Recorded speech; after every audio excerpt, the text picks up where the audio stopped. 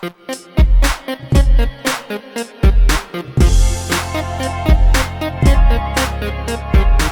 the campaign for Arcs takes place over 3 games, or if you're European, 3 games.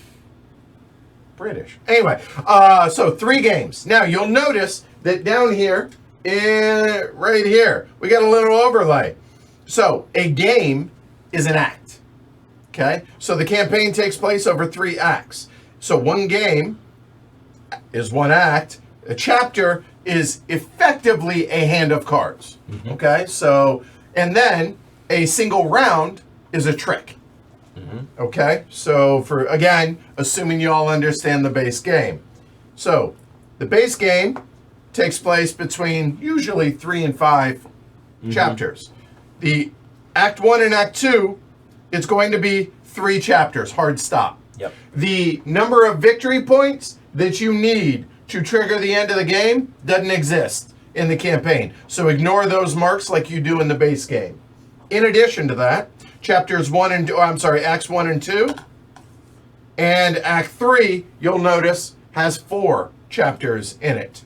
Although, yeah, we'll talk about that later on. So that is one of the main differences here with the campaign game. In addition to that, each player has fates. So everybody starts with 2A fates. You'll see out there, and if you take a look, these are my 2 options. Fates are effectively your story, your faction, who you are in the game of Arcs: The Blighted Reach. So I can either be the steward or the founder. Effectively, these guys are polar opposites of each other. Psst, by the way, I chose the steward, so that's who I'm going to be. Again, we've already made these pre-game decisions. But everybody starts with a fate. A fate tells you kind of what it is, big picture-wise, who you are and what it is, what your objectives are throughout the game and throughout the entire campaign, if you so desire to remain as that same faction or that same fate. You may be forced to change, you may choose to change. But as it is, at the beginning of the game, for all of Act 1, you are going to be one of your 2 fates. So, for all intents and purposes, and for the remainder of the teach, we're going to go under the understanding that I am the steward, and hey, guess what? I really am going to be. At the end of Act 1, if you succeed in what your objectives are, and we'll go through this in detail, you may continue as who you are with your fate. However, if you fail in your objective, you then must switch to a second fate or a B fate. And then in Act 3, same rules apply. If you fail in your objective with an A or B fate, you then must change to a C fate. If not, you may continue or you may switch. Okay? That's how that works. Now, I'm mentioning objectives at intermission, meaning when we get through the end of each act, we'll have a decision to make on whether or not we're going to switch or stay with your existing fate. All right. Now, there is a number of things that are going to happen within each faction, if you will. So each faction has a series of cards, and the setup card is going to tell you how to do this. We're going to go through this when we actually do the setup at the end of the teach, but as it is, you're going to have a certain number of cards, and then you're going to flip this over, and then it's going to have what your objective is. Based on number of players, you're going to set your objective marker. Your objective marker are the little round discs right there. You're going to set it at an asymmetric number based on what it is that your objective says. And then you're going to score points based on, you're going to move your objective counter down towards 0 based on whatever your thing says, all right? You're going to start with some number of cards in your tableau. You may start with some tokens in your tableau, and then, hey, it says, wait to resolve this until the intermission. So you'll notice that the first 3 cards for the steward here, that's it. And then the rest of this isn't going to come into play until Acts 2 and 3 respectively, if A, I succeed, and B, I choose to continue with the steward. So that's kind of one of the main core differences in this game. So there's that aspect. Now, when we get there, and we're not going to talk about this in detail, but there are in the C fates, there are what's called grand ambitions and final objectives. Normally, the winner of the game is whoever has most power at the end of the third game. However, if somebody has a C fate and they complete their final objective and they have any number of positive victory points or power, they're going to win. And then there's some tiebreakers there. But the goal of the game is power, unless you have a C fate, which is a fate that you chose in Act 3, at the beginning of Act 3, and you succeed in whatever that is. Is that clear? Does that make sense? Yep. All right. So that is one of the major differences. Another of the major differences you might notice is, oh, wait, there's purple pieces out here. Right. Welcome to the Empire. All right. So everybody starts as a regent. So everyone has a card in their tableau that is going to go on top of their fate card like this to say, hey, I'm an Imperial regent. I'm a part of the Empire. There are situations where you may choose or not choose, but be told you are now an outlaw. If you're an outlaw, you're not a part of the Empire. You're on the outside looking in, for better or for worse. But at the beginning of the game, all of us start as Imperial regents. In addition to that, there is first among equals in this game, and that is the first regent. The first regent, yeah, you can boo, go ahead. The first regent is effectively the emperor's representative. So whenever edicts come into place, so on and so forth, a lot of times, whenever there are resources acquired, and we'll talk about this more in a little bit, they go onto the first regent tile. And for all intents and purposes, they act for winning ambitions. Whoever is the first regent, those resources, which if y'all remember from the base game, there are the same 5 resources. There may be more as the game goes along, but whatever. Those count for respective ambitions. However, they're frozen.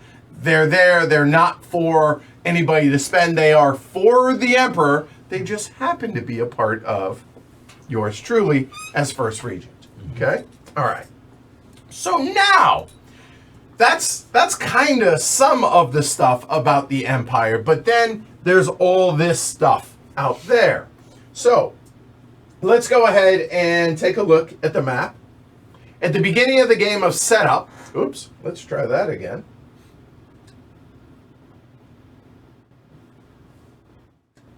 Hey, there we go. It's set up, and we'll talk about this more in detail, but 2 of the clusters are set up as Imperial control. The rest of it is not in Imperial control.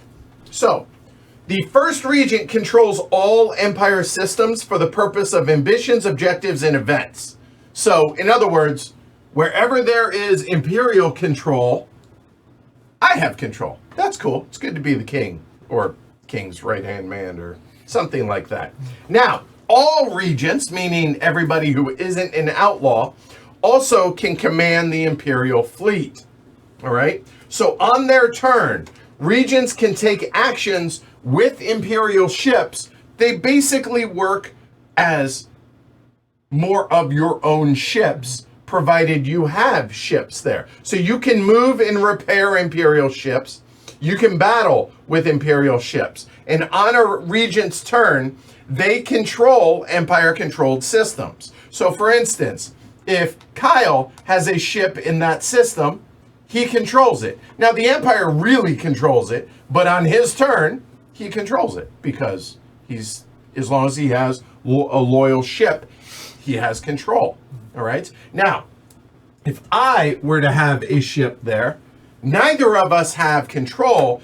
The Empire has control. The Empire always has control, though. All right?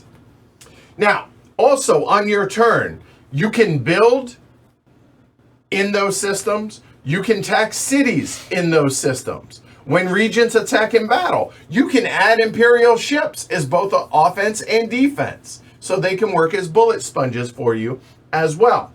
However, most of the things are covered by the 3 laws. Now, these 3 laws, these are something I printed up. They're available on BGG. They're not available, or they don't come in the game. But these are the 3 main laws, which just are nice little reminders for folks for what you can and cannot do in regards to being a part of the Empire. So, let's go ahead and go over this real quick. So, you know what? I'll just go ahead and leave them out there so you all can see them. So, the Empire controls the system as long as there are any fresh Imperial ships. Doesn't control the system. Does control the system. Yep. Okay.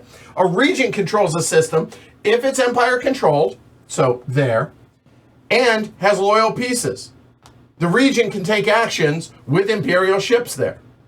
Okay. Well, however, if a rule says ignore the presence law, ignore the presence law. So, okay, cool. So, in other words, if a card does. So, movement. Basically, they have to be escorted. Same number of ships is how many you're allowed to move. So, regents can only move 1 Imperial ship for each loyal ship that they're moving along with them at the same time, the same system. So, moving from there to there, that's legit. However, at this point, he cannot do what he was about to do, which was, well, that you can, but cannot do that because he only has 1. Everyone must be escorted by a loyal ship. Okay? All right. Now, Empire-controlled gates end the catapult moves of outlaws, but not regents or Imperial pieces. So, Imperial, Empire, good. They just sling on through. So in that case, he can move, all legit, all good to go, no worries there. Okay. Regent control of gates with the catapult move of outlaw pieces. So that stops them. And rival regent pieces alone. So in this case, if he moves, okay, he stops.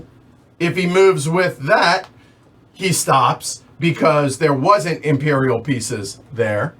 And then if he takes a second move there, then, well, there's no catapult, but that's legit, okay? Outlaw control of gates stops everybody, just like in base game, okay? All right. And finally, the truce law. The truce law.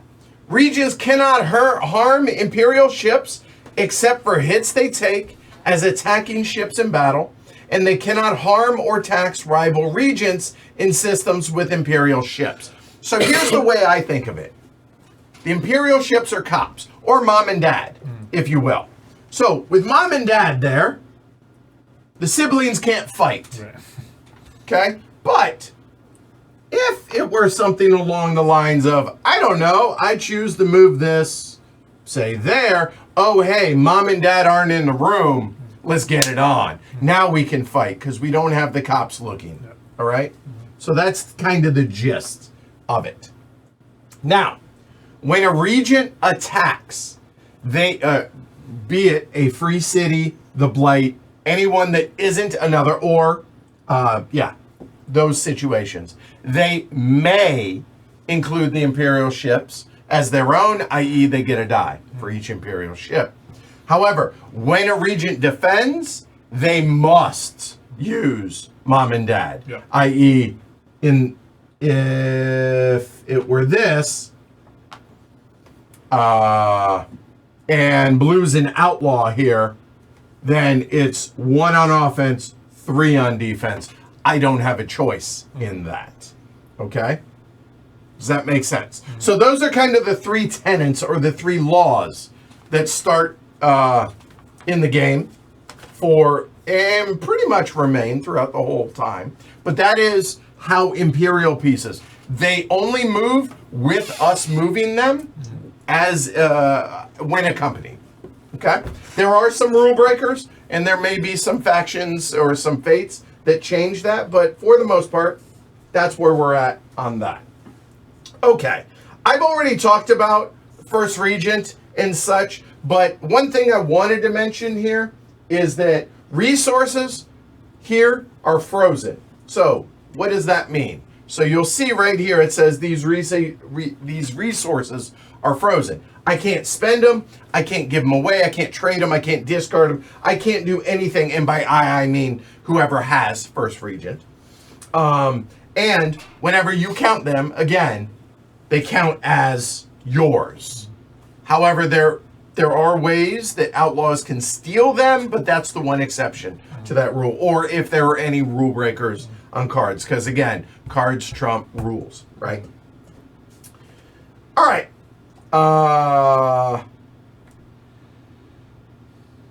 Yeah, all right, easy enough. Now, how do resources get here? Through edicts and such, but we'll talk about that here in a little bit, all right? So, now let's go ahead and talk about the free states. So, there are 4 free cities out there, all right? So, the free states, as the empire crumbles, some people have escaped its grip, declared independence, and formed the free states. So, you can interact with the free cities if you have control. So in this case, Kyle has control. So he can tax them. He can build ships at free starports, free state starports. Right. I keep wanting to say free city start, but if that were a free starport, i.e. it looks a lot, say it were this, you could build a ship there. Okay?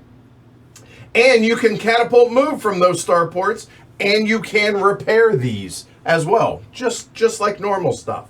If you tax it, however, you'll notice it doesn't have a player color. There are no gray agents. So if you tax a rival city, normally when you tax these, you're going to get a emissary or really a captive, you know. But they don't have those, so you don't get that. In addition, a city can only be taxed one time. If you raid it, it can only be raided for one resource. And they don't, they obviously don't have any bids out here in the court, so you're not going to be able to secure a card, so on and so forth. No ransacking if you destroy it. Exactly, yeah. Right. Now, something else y'all might have noticed are there are these little munchers out there. That's called blight. The blight is a mysterious entity spreading through the reach. No one knows what it wants or how to communicate with it. Sure sounds like something from The Expanse, just saying. In Crises, which we'll talk about here shortly, the blight hits ships. I want to stress that again. Blight hits ships. Blight does not hit cities until intermission. It destroys buildings and systems with no ships during intermission. There are 2 sides of blight. The crappy side and the oh my god side, okay? Scary. Yes. So, everything comes out damaged. Blight starts out here, quote unquote, damaged on the, okay, it's a nuisance right now.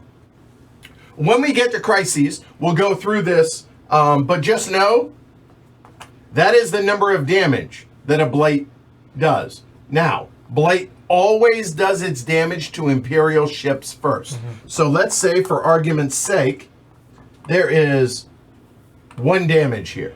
Okay, easy enough there. If, let's say it were this. Blight does 3 damage in that case when there's a crisis. That's 1. That's 2. There's 1 left. It then hits every rival at the same time as the 3rd. That's 3. So, in other words, let's keep it on that side, or better yet, get rid of it altogether. Yes. All right.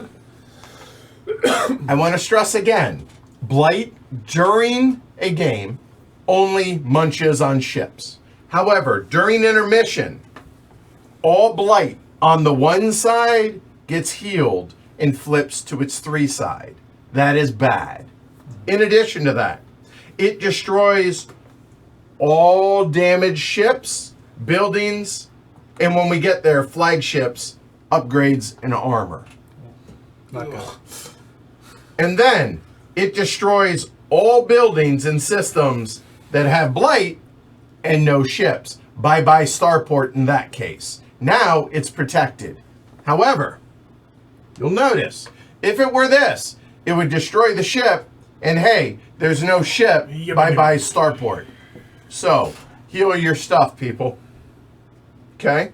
Now, how do you get rid of blight, you might be asking yourself? Well, good news. You can fight that. To fight it, just like normal, it takes 2 hits per side. So in other words, if it's on a healthy side, it would take 2 hits on one roll to flip that over, and then another 2 hits to kill it. So if you did 4 hits or more, you take it as a trophy. There, it's 2 hits or more. The good news here, though, is they do not intercept. They're just an entity. They're not a ship. You can still take damage from flame, you know, like your gun overheated or whatnot, but for intercepts, doesn't hurt you. Okay? In addition to that, raid dice, those normally that hit cities don't hit blight. Okay? There is no triangle there, right? Exactly. Okay? Good? Good. Yep. All right. By the way, blight works like outlaws in a sense that it stops all movement. Yep. All right? Whether it's fresh or it's damaged, as if a rival controlled the gate or the system or whatnot. And in the rare occurrence that you have to place blight, but the supply is empty, that means y'all have been killing a lot of blight. Take it from whoever has the most trophies and put it out there in that case. All right. And it doesn't care if you're a regent or an outlaw, it still stops. Yeah. We've either been killing a lot of blight or have killed absolutely no blight. That is very much a true statement. Not if Mr. Stewart has anything to Yeah, say. well, I'm going to try and do my part here. All right, y'all might notice up there where the deck is there are event cards. What are event cards? What are these things? Hey, event cards look a lot like this. At the beginning of the game, there are, okay, I can't do it, 3 event cards in the deck. So if you notice, let me have a couple of the cards. No, Just regular cards.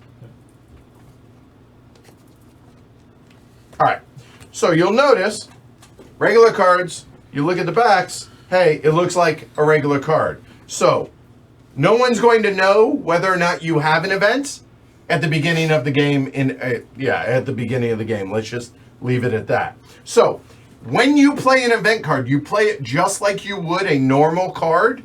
However, you can never lead an event card.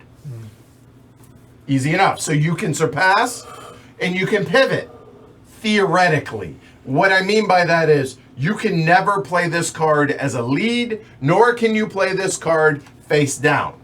Face down meaning as a copy, or to seize the initiative as a second card. It's on the honor system, play with people you can trust, and you have to play it face up. If you were the first player to play an event card in a trick, or in a round, if you will, it mirrors whatever the lead card is. Same number of pips, and whatever the actions are, it's as if you had played that, except you can never seize the initiative with an event card. Also, you can never seize the initiative, i.e. you can never win the trick when you play an event card. Okay? All right. Let me rephrase that.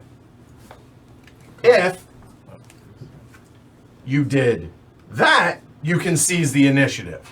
But you could not do that because that has to be played face up. Correct. All right. So I wanted to correct that.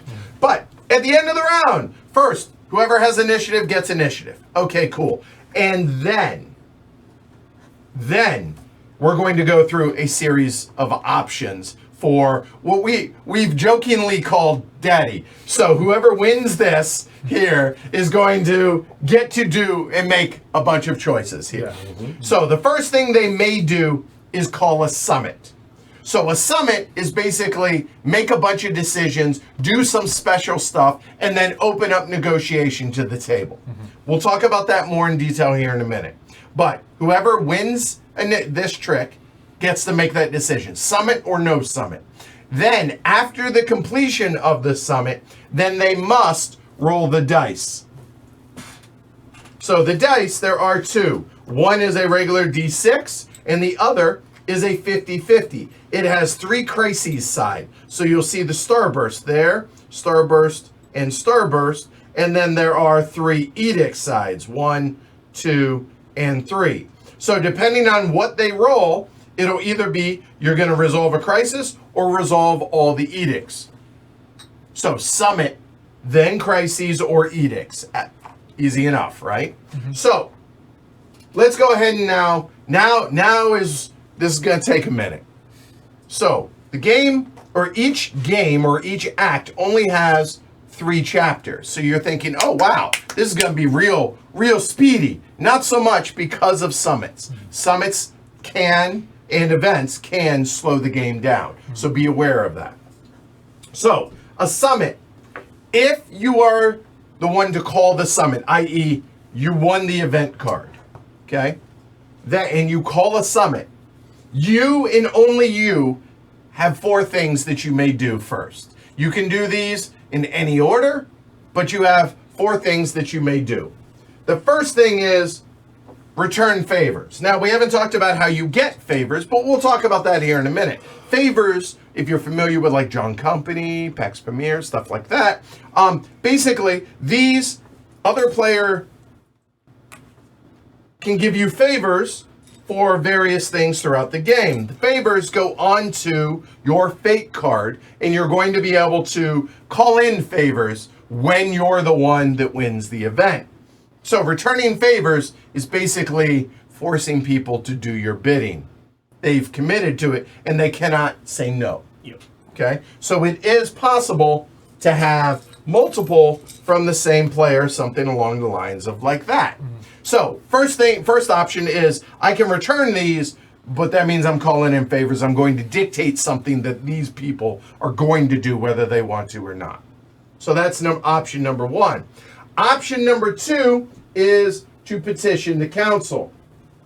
So petitioning the council has to do with the 5th council or the court card that is out there. So you'll see that the Imperial Council starts in session. All right. So when secured, it says what that means is if you won the event, there you go. Okay, cool. Sorry. If you won the event, it will, let's try that again. If you've secured the card, you're going to flip it over. However, once it's decided, then if you won the event, you then get to do those 4 things. However, if it hasn't been decided, then you can't do that. So let me rephrase. Let me say that again. If it looks like this, you can't do what I'm about to talk about. If it looks like this, you can do what I'm about to talk about when you win the event. All right. So what are those 4 things? Let's go ahead and show them right here. So when the round ends, return the Imperial Council decided to the court. So when this flips over, when somebody wins it, it says flip the card over. As a reminder, tuck it partially under your played card so it's title showing. So it's just a quick little reminder. So in other words, this is going to be out there with like that. That's what it'll look like. And then whoever wins the event. Here we go. When the round ends, return the Imperial Council decided to the court, then you can call a summit. Well, hold on. I'm screwing this up. Let me try that again. We'll talk about that later. All right. All right. 4 things you can do with the event. I apologize. You can return favors. If that happened, this wouldn't happen, but I digress. You can leave the Empire, i.e. you can become an outlaw. Or if there are no regents, you become first regent. So you're an outlaw, you decide to come back into the fold. So those are the 3 things you can do. However, if it's on that side, I messed this up, I apologize.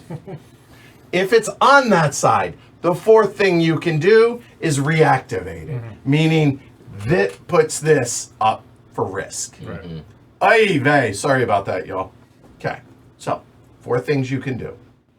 Call in favors, leave the Empire, if nobody's in the Empire, join the Empire and become first regent. Or, if it's that, flip it back over and put this back into play. Yeah. All right, after whoever won the event does any mix of those, or none, however, then there are 5 things that may happen between us. Negotiations begin.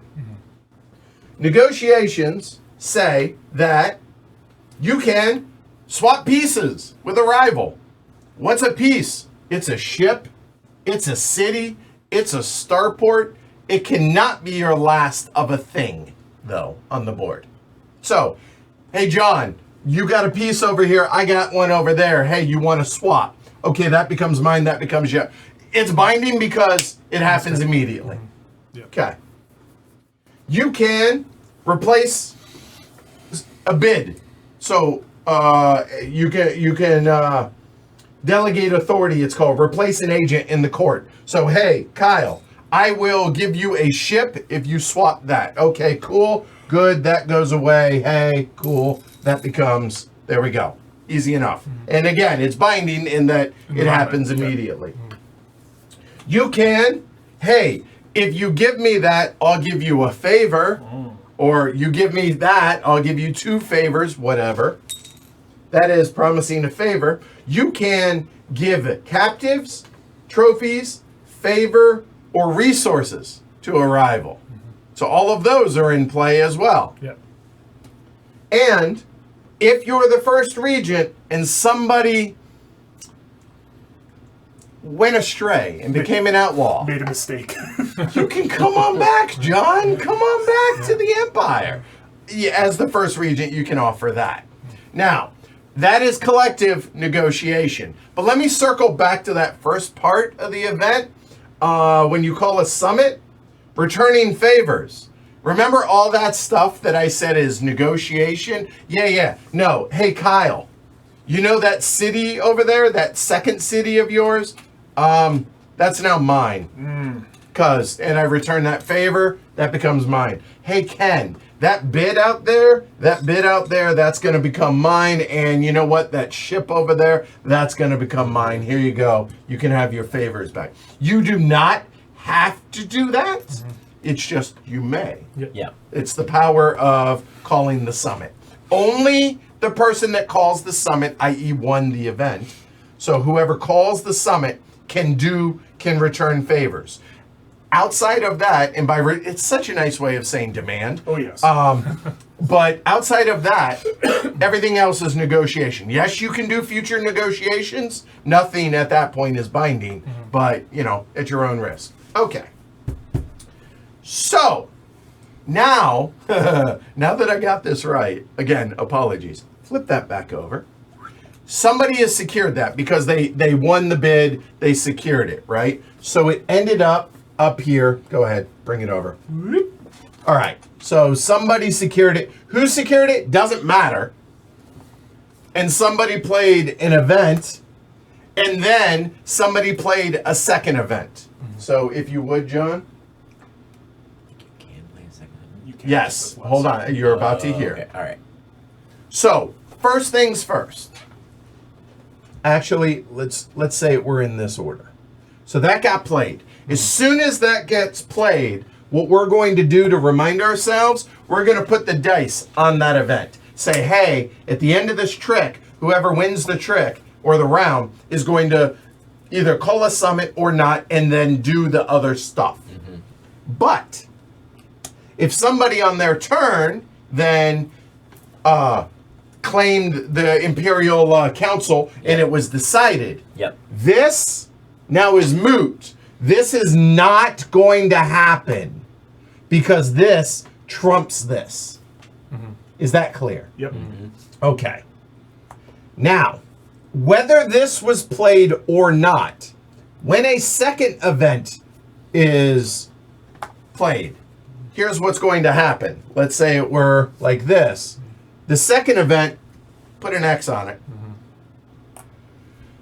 You don't get a turn, effectively. You can do prelude actions, whoever played that second event, but they do not mirror what was led in that case. So this one would get to do 3 aggression actions. This one gets to do nothing but prelude actions, and that's it. But it gets it out of their hand, and maybe they don't want to trigger a second event. And so maybe that might be the reason why that happened. Yeah, right. So if, and let's go back, say it had played in this order. If that happens, these, when that's played, that still mirrors. I'm sorry? It doesn't mirror. Take actions like the lead card unless a rival played an event card or secured the Imperial Council this round.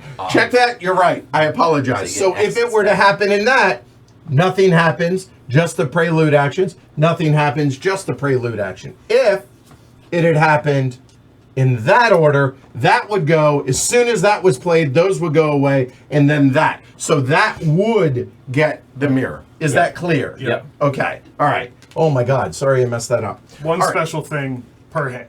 Yes. Yeah. Effectively, that's what that comes down to. The ordering matters for the event cards about what actions you take, but the event or a summit, that special thing triggers one time. Now, since this trumps events, let's go ahead and talk about what this happens along with events, right? Yeah. So we already covered what events do, what summits do. We haven't gotten to the crises or the edicts, but we'll get there. If this trumps, and it always is going to trump events, you may call a summit, just like the first part of an event. Okay, easy enough. If you're a regent, you become the first regent. That sucks for everyone named me.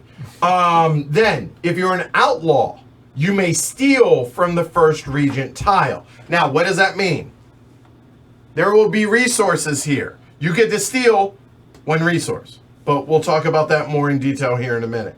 And then you must resolve either crises or edicts. Notice it's a choice, as opposed to when you do an event, you're rolling a die, and the die decides whether you're resolving crises or edicts. But when you decide the Imperial Council, i.e., you win that card, you then choose and don't have to roll in that case. All right. Notice now it says once it's on its purple side, you cannot influence or secure this card. So you cannot even bid on it like preemptively for when somebody flips it over. How can you flip it over? Again, Call a summit and petition the council. exactly. So you can call a summit, petition the council, which is one of the options to flip that. Or you can call a summit and then flip that over as part of the summit in the same thing, and then do the rest of it. Okay? But now, even if you did that, you still get to choose edicts or crises. Is that all clear? Yep. I realize I made that a little bit more confusing than it probably needed to be. I apologize. It's something that'll be made better by example. Yes. Yeah, totally. All right. So now that we've talked about that, now let's talk about what crises and edicts are. We'll start with crises because, well, those suck. All right. Crises has 3 steps. Blight is going to attack ships, not cities at this point. So in this case, it damages all ships. Okay? It just attacks. Now, if it's on its scary side, it kills all ships. Not all, but it does 3 hits, Right. same as we explained earlier. Then after that, some of the fake cards. So, if we take a look, and I don't have any, and Kyle, you do. Let me see one of yours, please. What do you need? One of your fake cards that has a crisis. Right there, that one. Thank you. So, this, you're going to see, says crises. So, some of the cards in certain decks, in certain fate decks, have these. So, all blight attacks. Then, after that, all crises in player tableaus trigger starting with the player with initiative. And then after that, we go through the court from left to right. Are there any? All Vox cards in the campaign that we've seen, at least, have crises. So you trigger and do whatever it says. Pretty straightforward there. So crises can be really, really bad. Could be good for some players, but nonetheless. So that's crises. Then after that, or in lieu of crises, it's either crises or edicts. Edicts, the first regent that governs, they basically govern the empire then. So edicts do various things depending on which edict, which govern the imperial reach, the first regent has chosen. There are 3 of these at the beginning of the game. There can be more edicts that get added. Those are the 3 that are available. They are randomly chosen at the beginning of the game. Randomly, the policy of escalation is what got chosen in ours. So a policy of peace and a policy of war. Literally go through the steps. So the one that's going to start the game for us, collect demand. Take 1 weapon, fuel, or material from each regent, even you. So that means anybody have those resources and your regent pay. Taxman cometh. And that goes on to here. Not to me. It's not my choice, mind you. The Empire demands. It just so happens that it helps me. Yeah. But even though I'm first regent, if I have any of those, I still got to pay the taxman. Then, after that, if a rival regent has none, you take an agent as a favor. Okay, all right, that helps me. That's kind of cool. That's good. If they have no agents, you may make them an outlaw. Okay. Then after that, place 2 fresh Imperial ships in an Empire-controlled system. What's an Empire-controlled system? Wherever there are fresh Imperial ships. If there are none, place them at a loyal starport. Okay, that's the edict at the beginning of the game. Okay. So you would do all of the edicts. And the accordion that is a part of this game looks like this. You have room. There may be extras. There will be. Yeah, there probably will. And these will probably come out. I just wanted to put them in there to show y'all what it looks like here. Okay? All right. And nice thing is that just kind of sits off camera over there. Yep. All right. Any question on any of those? On events? On the Imperial Council? On summits?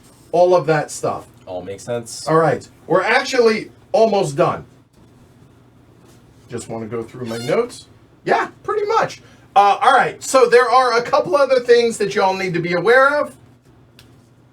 Right here. So there are protected guild cards. So normal guild cards look like these. Protected guild cards are protected. What that means is they can't be stolen, they can't be destroyed, da-da-da-da-da. However, outrage still destroys or still discards the card. Because outrage is a real thing. Okay? Also, there are going to be cards that say attach this to a card in the court. So, whatever that card may be, you're going to, whatever it is, attach it to it.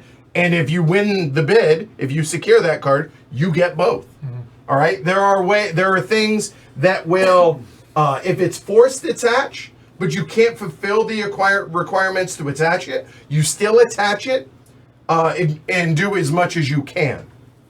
And then, if you remove a card from the court for any reason, if it has an attached card, the attached card slides down to the next card. Okay?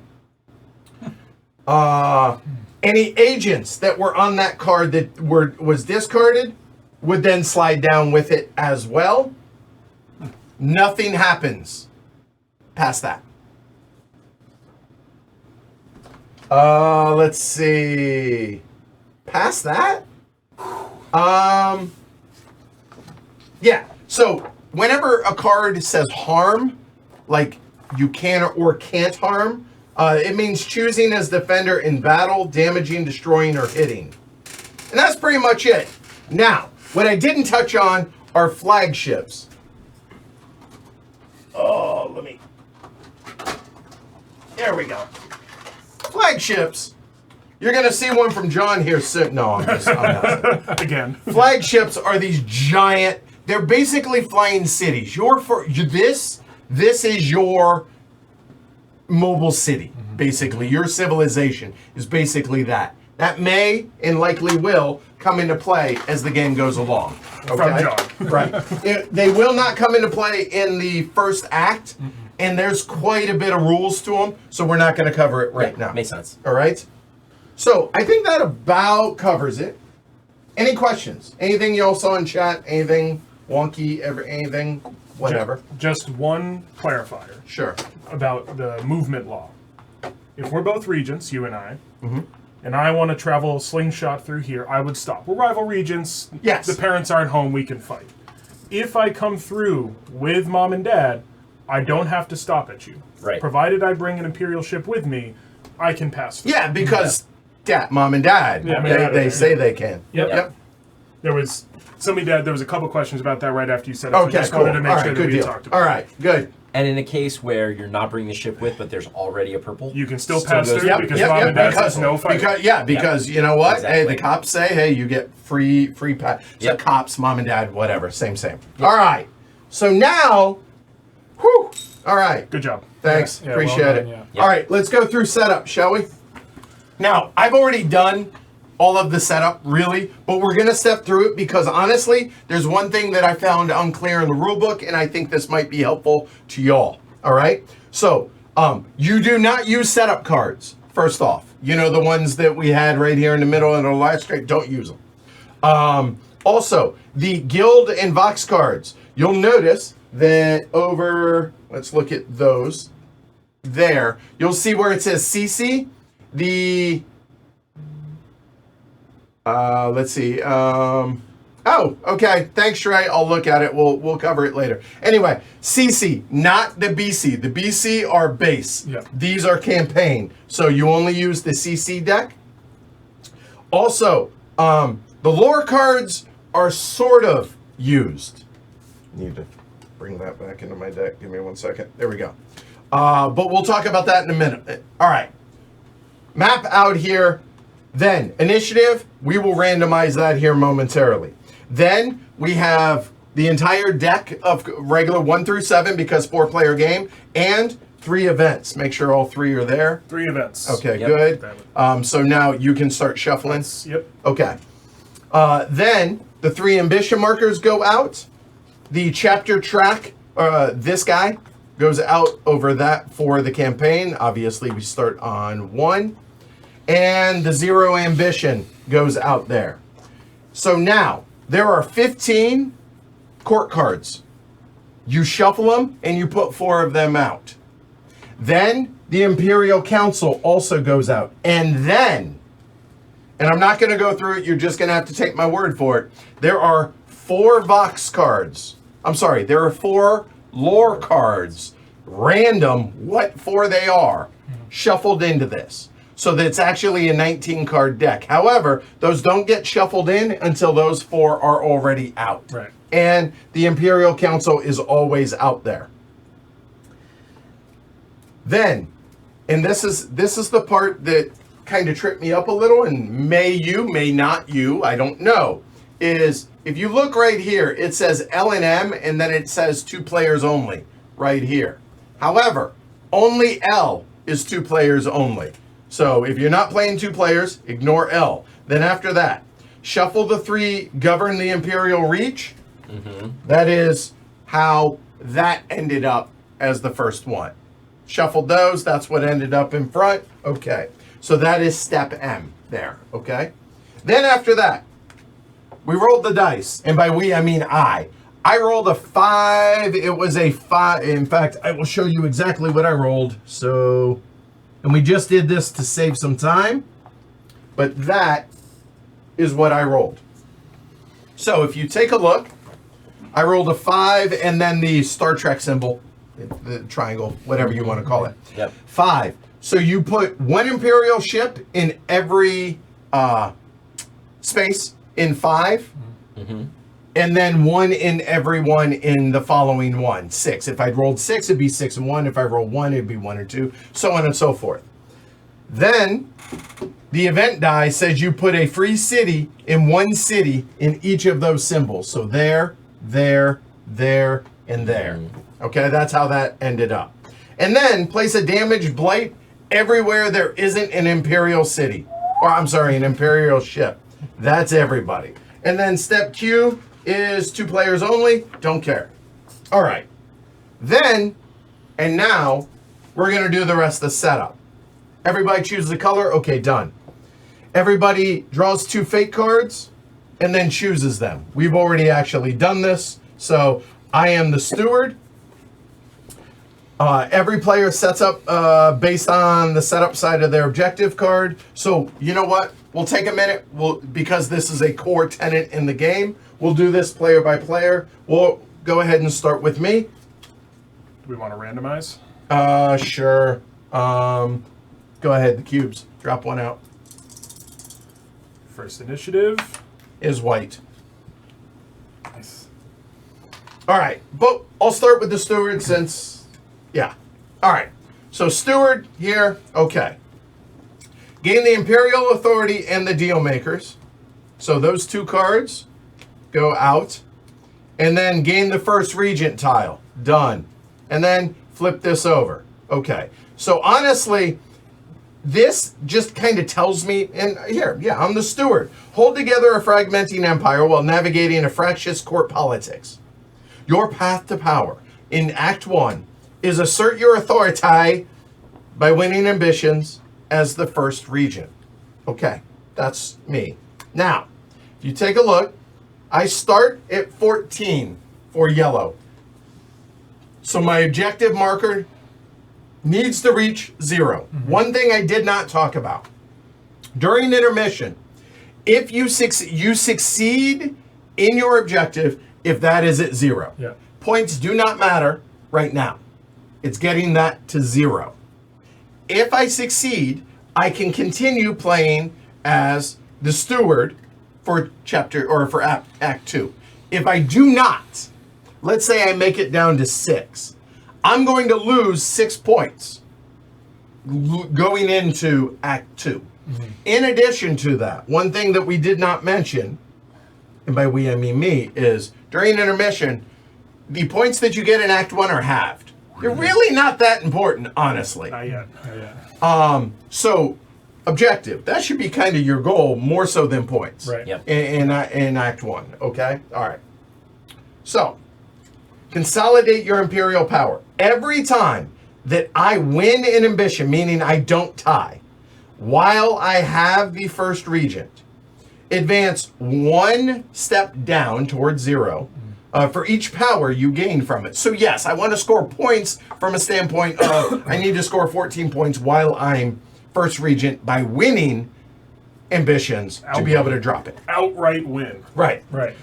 Count bonus power from those as well. For example, if you win 5 power from winning an ambition, and I have both of those, I actually would drop 10 in my objective. Okay, awesome, great. Okay, so that's me. That's the steward. The rest of this, we don't know.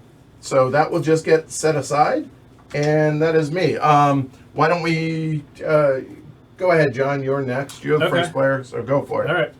So I am the believer. I'm going to open your eyes to the truth. You're going to be following me by the end of this game. So my path to power is that I add faithful action cards into play while winning ambitions. Then I establish the ideals of my faith by declaring ambitions with faithful cards and fulfilling them. And then by the end of all this, I will be insisting that the ambitions with ideals are consistently declared. So I'm essentially spreading the good word and giving my pamphlets out to the universe. Yeah. All right, so for me is I gained faithful disciples and spreading the faith. So these are 2 cards for me, a guild and an ability. My ability changes the influence action to teach. Other side. Other side. Okay. And put your believer down with your Imperial Regent. Just Right, so- there you go. Yep. Tried to give you a clue there. My Yep. bad. All right. Good. And then I stacked the 9 faithful action cards. So these are new action cards for the campaign specific to my fate here, and they go from 9 down to 1. And then I add faithful cards 13 and pluralistic faith to the rules booklet, and I explain them to everyone. So these are going to be new rules that go into the binder here. So what they do. So these are 2 new laws. So faithful cards are a new suit of action cards, which are these here. When I secure one from the court, I draw it in. You draw it into your hand. So these are going to get seeded into the court, attached, as Edward was talking about. Yep. When you play one, place the card on either its zeal or wisdom side. So if you notice, they have 2 different sides here. They're double-sided. They have their own actions. So zeal has move, influence, battle, or attacks on it, and wisdom is build, repair, or secure. And they have some extra laws too. To surpass a faithful card, you have to play a faithful card on the same side. And you do not seize the initiative when you surpass with a 7 faithful card. And then there's pluralistic faith. When you lead a faithful action card, you may use it to declare any ambition. Yep. So that's why it has this question mark on here. So those are my laws, and that's my fate. To the accordion. Into the accordion with the law side. All right. If you want, you can pull those out while you. You want to pull them out? Yeah, because we're gonna need room. All right. Let's do Kyle next. By the way, I forgot to talk about what my two cards were, but we'll do that later. Go for it, Kyle. I first want to say mine is the squeaky chair. I'm sorry for fidgeting during Edward's teach. Someone commented, "Who has the squeaky chair?" It's me, and I, a millennial, have to be always twitching. I am playing the Caretaker. Awaken the golems to safeguard the wisdom of the precursors. My path to power is to enact 1, to control and awaken the sleeping golems, and then use them. I'm on a quest to find some weird little guys. Yep. I haven't decided yet if they're basketballs or planets, but we'll figure it out. So, my Act 1 setup. I gain the cards Golem Beacon, Golem Hearth, and Stone Speakers, which are these 3 cards, which will go into my tableau in a moment. I'll talk about what they do when we get around to it. I'm going to shuffle the 4 sleeping golem tokens.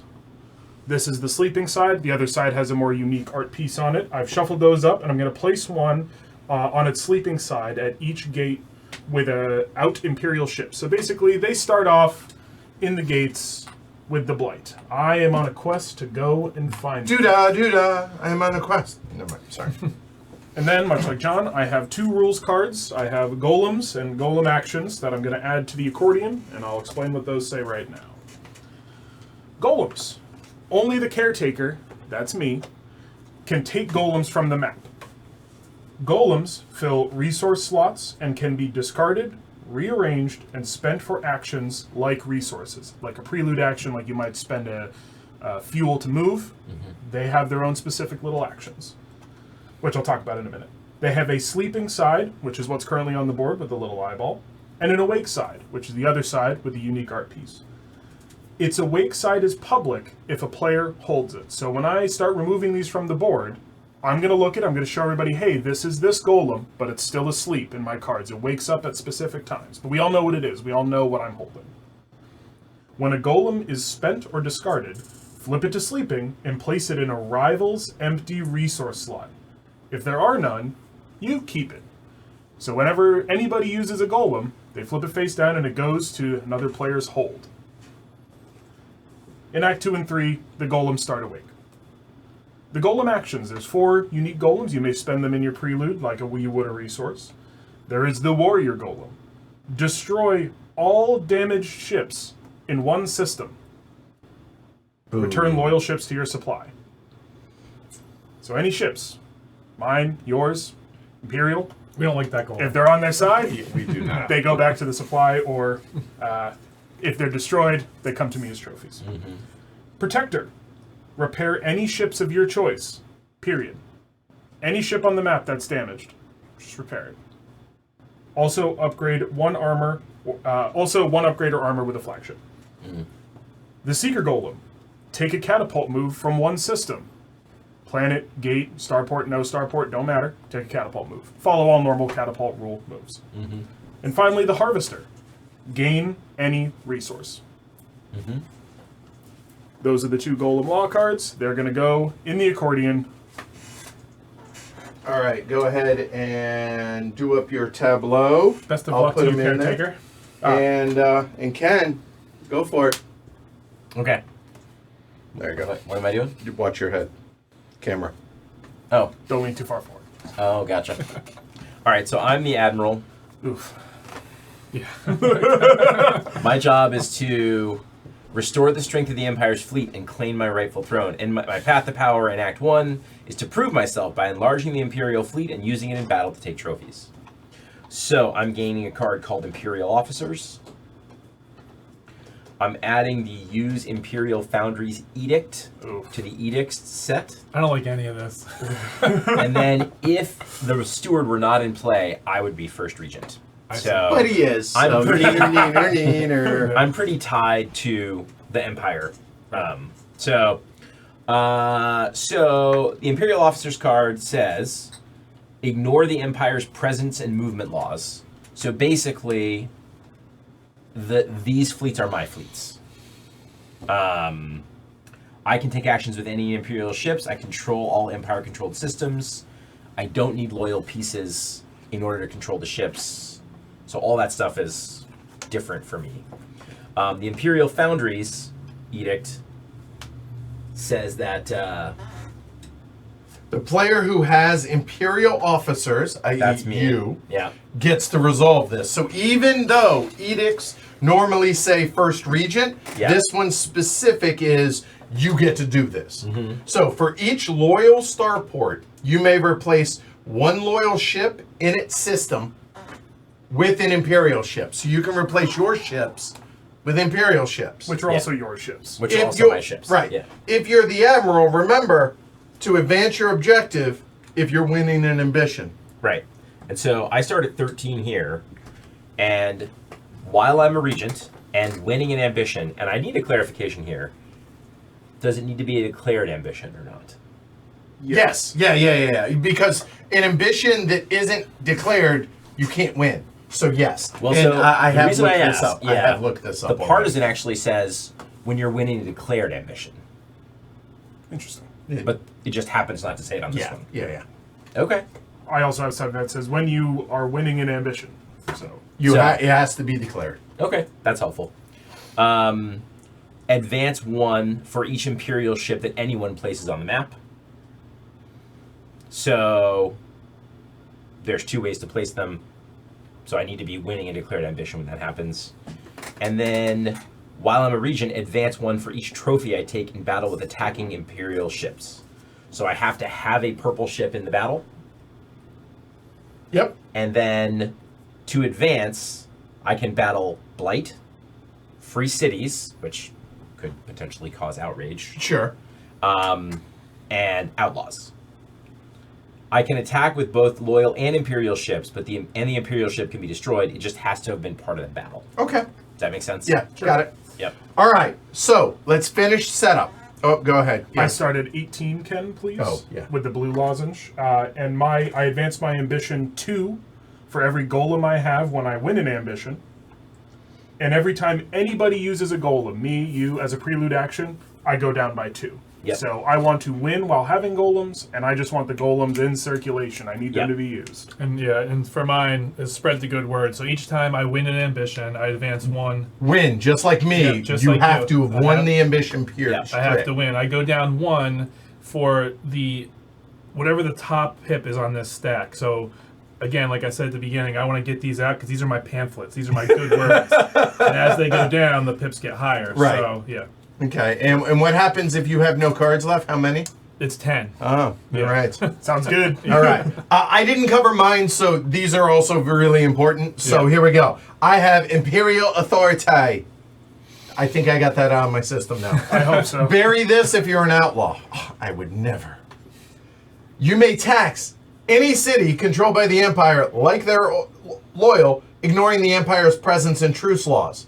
I don't take captives. I just can tax any of those cities that are out there. So awesome. And then Deal Makers, my favorite card that I've encountered It's in cool. this game. Yeah, It's cool. tough to- It's secure, or it can't be stolen. It has an empath. Whenever secure is in action, I can do bargain, which is choose a court card that a rival could secure, meaning they have enough bids. They're outbidding. They have plurality. They secure it, so they win it, but they don't get any captives. And then I influence once for every agent they had on there. So we had an example in a previous game where John had 5 bids out there. Here you go, John. You secure it, and then I got to put out 5, and then I get to secure 1 card. Yeah. That obviously I'm winning. Yeah. So yeah, that doesn't suck. So that's kind of awesome. And it's Do you want good me to for do all of mine? us to take advantage of. Sure. Go ahead, and then let's finish this up. Just to go through them very quickly. The Stone Speakers is a safe guild card for me. It has a material on it. When I declare an ambition, I lead and I declare an ambition. I can take no actions. I end my turn immediately, and if I do, I take any golems from my rivals. Then I roll the event die and resolve crises if I roll it. Don't resolve edicts. So basically, I call all the golems home, and then there might be a crisis. Who could say? It's either 50% chance. I didn't understand it until I did it, and then it was fun. The Golem Beacon gives me an alternate action for influence to awaken. Take any golems you control from the map and place them on your Golem Hearth card. Flip these golems to awake if you are winning a declared ambition. And then Golem Hearth has a crisis. I flip all sleeping golems anywhere to awake. Not on the map, apologies. Flip sleeping golems that are not on the map to awake. And also, this card can hold golems for me, and I may spend awake golems here, and they have a raid cost of 2 keys. All right. So let's finish setup now. All right. So we've all placed our objective markers out there on our respective spots. We put our power markers at 0. We don't need the second one, so I didn't bother putting them out. Everybody has their Imperial Regent marker out there. I have the first Regent. And now, in turn order, we're going to snake draft. So starting with John, going clockwise, and then back around. So you're going to place 3 ships in any one sector and place 1 building. It can be a city or a starport. And yes, you can start in the same location. Almost guaranteed we're going to. And then after we're done, any empty cities become free cities. However, you'll notice 1, 2, 3, 4, 5, 6, 7, 8. We're each placing 2. There won't be. There are 2 sectors that have 5 cities in them. This is not one of them. 1 is. So 2, 3. So there we would put a free city, but there aren't going to be any. So John, place your 3. Oops, that was impressive. Wow. It's a dexterity game. He's excited. We're playing Flick Fleet now. Right? All right, Kyle. And he also gets that resource? Yes, he will get that. Relic. You'll get the resource where you are. Yep. All right. I will... City or Starport. Yep. Starport there with 3 of the fellas. And I'll take a psionics, please. Thank you. Well, Almost underway. Almost. the relic one was definitely going to be the one I was going to go to. Yeah, I wasn't going to lose. And I feel pretty confident of that. I think being able to move. What's that you say? Well, I'm debating between moving and being able to build a repair. Yeah. So, you know what? We will go ahead, go there. We'll put a city, and we'll grab a fuel. Cans. Okay. All right, Ken, double placement. What do you got? Yep. Well, my first choice was always weapons. So I'm definitely going there. I think we'll do Starport. Okay, and you get a weapon to start. And then That's not the neighbor I wanted at the beginning of this. my second choice was fuel. And now I have to decide whether I want that fuel even at the cost of having a neighbor. But I guess I was going to have a neighbor anyway. Yeah, you were always going It to. just depends on who your neighbor is. Yeah, but do you want to be neighbors with Edward? For sure. Well, I mean, we are part of the Empire. We're here. partners. We're partners. We're on the same team. I was Right? going to say, this is very... Team this Purple. Let's go. Let's I go, mean, Purple. let's go. This Let's- is so clicky. You guys over there, the Empire, the jocks, you got all these ships and weapons, and we're the weirdos. I like my little golems. This guy's all about the fate. I mean, listen, this is a high school movie. all right. I mean, obviously, I was going to go psionics. Hey, what's up, y'all? There we are. All right. Ah! Let's see. Do I want boxes, or do I want to double down on psionics? I think I'll double down on psionics. That changes things. Could I have another psionics, please, Ken, when you get the opportunity? You got it. Thank you. I don't mind being on my own. In both cases. So Just you let's and see. Mom and Dad. Do I want to put Yep. Starport there? Or city? No, okay. I'm gonna go city again. Strangely, but Nah, you want the bonus there. Bonus power. okay. Okay. So let's see. Place free cities in any empty. We've established that aren't going to. We've shuffled. I shuffled and cut. Deal. Well, you made it this far. I think you liked the video. If you did, leave me a comment. Tell me what you thought about it. Certainly would appreciate it. While you're here, subscribe. Watch other videos. Patreon. All that fun stuff. Thank you. I appreciate it. Seriously, leave a comment. I want to know.